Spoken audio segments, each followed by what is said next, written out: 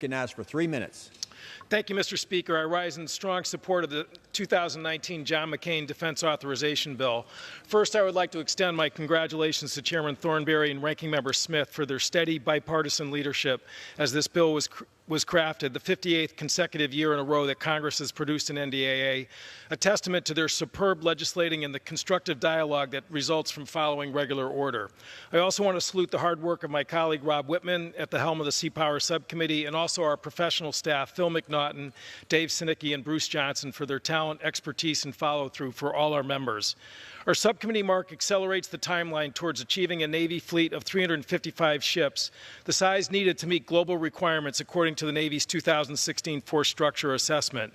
Our work authorizes funding for 13 Battle Force ships, 3 more than President Trump's request. In particular, at a time when rising adversaries are recapitalizing or expanding their undersea fleets, this year's NDAA provides $7.6 billion for the Virginia-class program and nearly $4 billion for the Columbia-class development and advanced procurement.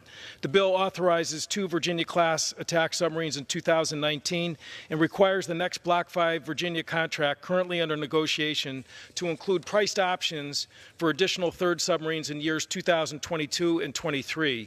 This provision will maintain the option for the next Congress to take advantage of industrial-based capacity that the Navy last February told us is available to increase submarine construction in the future.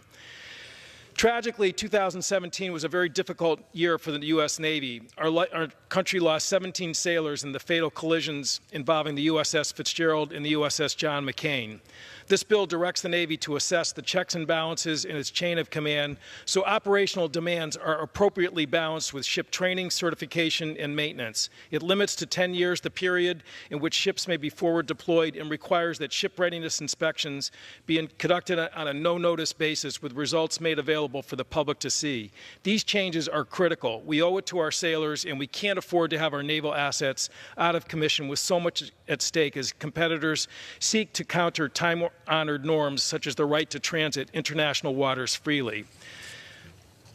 Mr. Speaker, the important provisions of this bill showcase what we in Congress can accomplish when we collectively choose to work with our colleagues across the aisle and trust the committee process to produce a fair and balanced result. Even more impressive is the fact that passage of this NDAA is the earliest it's come in 20 years. This fact defies the constant narrative of dysfunctional Congress. Again, I'd like to commend the skillful leadership of Mr. Thornberry and Mr. Smith, as well as Senators McCain and Reid across the Capitol in helping shepherd this legislation to the point where it is today. I strongly urge all members to vote for passage of this measure, and I yield back. Gentleman yields back. Gentleman from Washington reserves. Gentleman from Texas. Mr. Speaker, I'm pleased to yield 2 minutes to the distinguished chair of the subcommittee on